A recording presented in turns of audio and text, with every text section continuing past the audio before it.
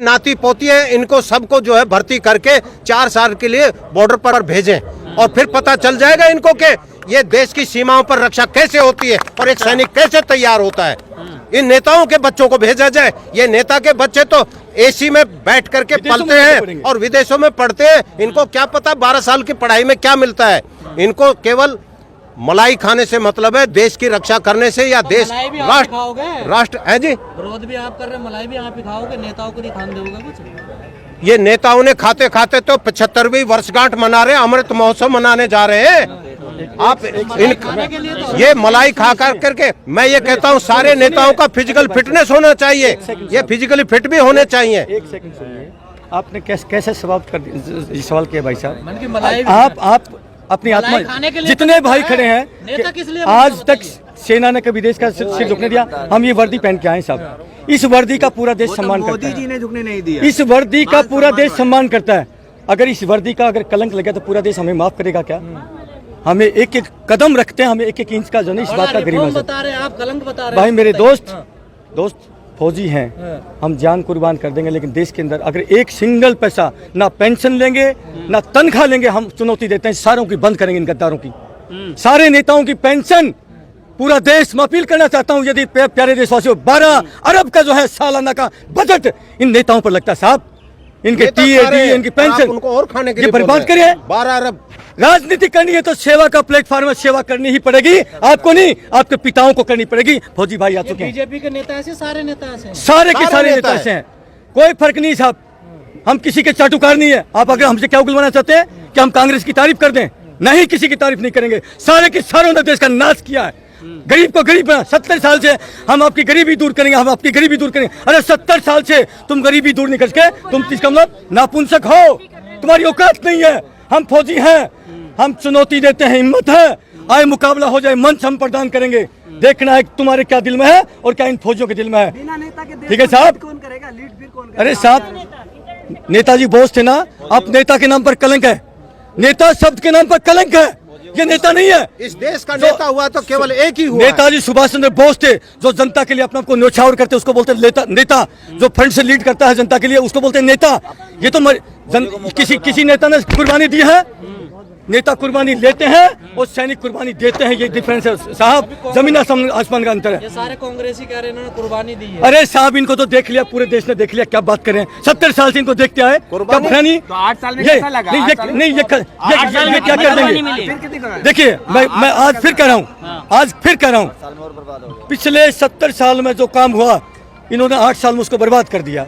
मुझे इतना कहने में कोई संकोच नहीं है। मैं कांग्रेस पहले के वक्त में फिर भी ये देश महफूज था। इस देश में जाति धर्म में किसी प्रकार की नफरत नहीं थी। इतने साल से कभी कोई हमने देखा नहीं कि हिंदू खतरे में है, हमने नहीं देखा।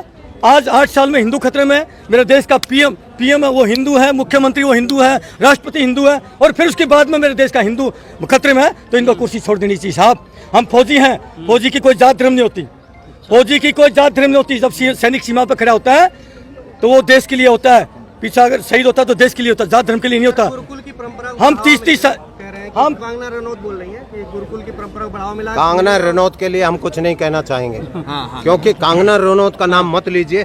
ये नाचने गाने वालों ने ही तो इस देश का नाश किया है। अंग्रेजों के जो अय्यासी हुआ करते थे, यही तो होते थे, सब उनका मनोरंजन का साधन यही लोग हुआ करते थे। आज फिल्मी इंडस्ट्रीज को इतना बढ़ावा दे करके उनको इतना वो कर दिया हाईलाइट कि देश का जो है, आज हमारे देश के अंदर एक भी गोल्ड मेडल लेके आया कोई स्पोर्ट्स के अंदर? हमारे देश वीरों का देश है, क्या एक भी गोल्ड मेडल लेके आया है? हमें बताइए।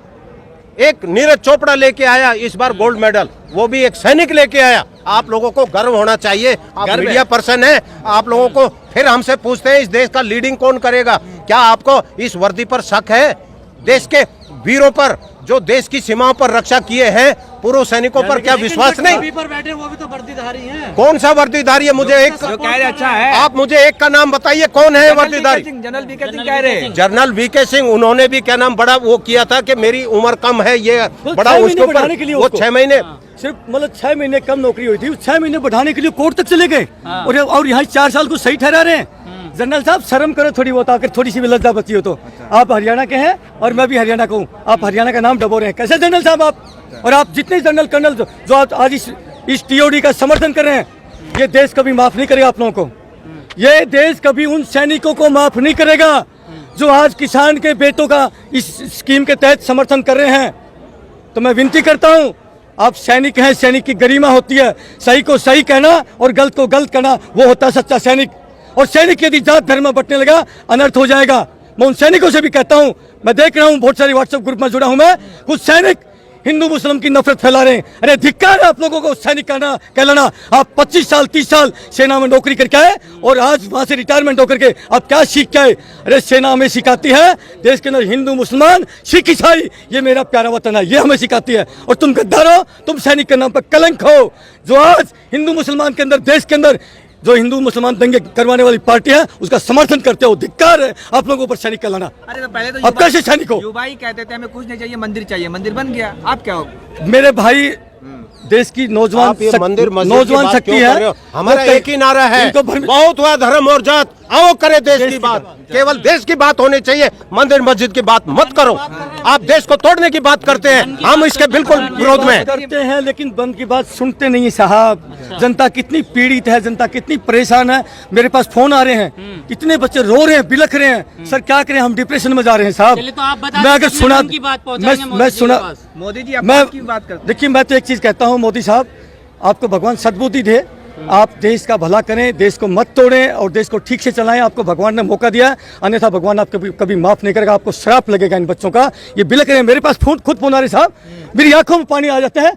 ऐसे ऐसे बच्चे जो ना गरीबों के अंकल जी हमने इतने लाख लगा दिए, कोचिंग ली, इतना यहाँ रह करके गरीब के बेटे कहीं बिहार से कहीं यूपी से, अरे साहब इन्होंने देश का बर्बाद कर दिया साहब। मेरे से बोलने नहीं देता। मेरी प्रार्थना करता हूँ कि मोदी साहब सोचिए जरा, इस स्कीम को वापस लीजिए। और सबसे पहले आपने जो जिन बच्चों ने फिजिकल मेडिकल सारी चीज क्वालिफाई कर ली थी, उनको सबसे पहले मौका दीजिए। टीओडी लेके आनी है तो लिया ना बाद में। अरे उन बच्चों को जिन्होंने 2-2 साल इंतजार किया रिजल्ट का, ज्वाइनिंग का रिजल्ट किया, आपको उनको मौका देना चाहिए साहब, अन्यथा ऐसा श्राप लगेगा कि आपको भगवान माफ नहीं करेगा, आपकी ऐसी सजा होगी। ये सूबेदार एक फौजी भाई बोल रहा है आपको। मैं एक लास्ट बात कहना चाहता हूं, जिन प्रदेशों के अंदर ये आगजनी हो रही है और तोड़फोड़ हो रही है, मैं ये कहता हूं उन प्रांतों के मुख्यमंत्रियों को वो जगह छोड़ देनी चाहिए, वो पिंजरा खाली कर देना चाहिए। और ये युवा है, ये भारत को संभालने के लिए तैयार है। ऐसा नहीं है कि युवाओं से देश नहीं संभलेगा, युवा देश को संभाल सकते हैं। मैं ये कहता हूं जिन प्रदेशों के अंदर आगजनी हो रही है, तोड़फोड़ हो रही है, रेलें जलाई जा रही है, ऐसे नेताओं को वो कुर्सी छोड़ देना चाहिए। क्योंकि बिहार और यूपी में हो रहा था, योगी जी को छोड़ देना चाहिए।